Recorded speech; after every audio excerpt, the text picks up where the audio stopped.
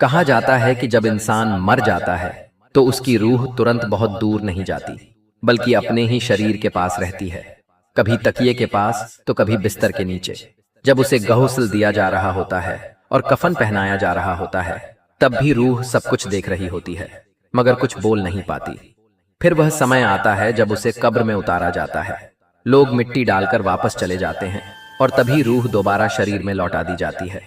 انسان ایسے جاگتا ہے جیسے گہری نیند سے اٹھا ہو۔ وہ 3 بار اٹھنے کی کوشش کرتا ہے، لیکن ہر بار اس کا سر قبر کی دیواروں سے ٹکرا جاتا ہے۔ اسی پل اسے احساس ہوتا ہے کہ اب سب کچھ سامانیہ نہیں ہے۔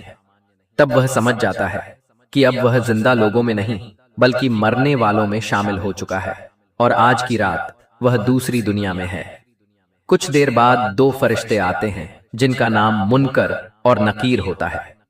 وہ قبر میں اس سے 3 سوال پوچھتے ہیں: تمہارا رب کون ہے؟ تمہارا دین کیا ہے؟ اور تمہارے نبی کون ہیں؟ اگر وہ صحیح جواب دے دیتا ہے تو وہ کامیاب ہو جاتا ہے، اور اگر زبان لڑکھڑا جاتی ہے تو ناکامی اس کا انتظار کرتی ہے۔ اس کے بعد اسے ایک جگہ لے جایا جاتا ہے جسے برزخ کہا جاتا ہے۔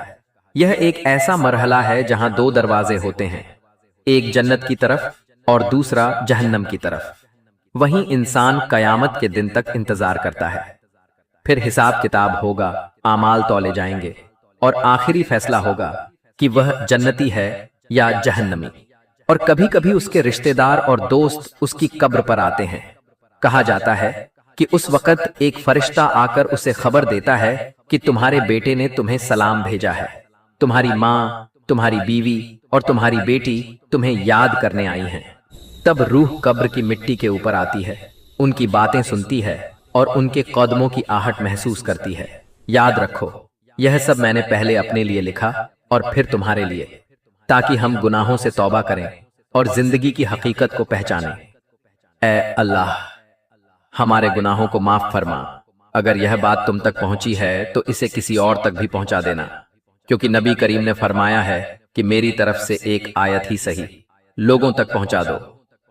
جزاک اللہ خیر۔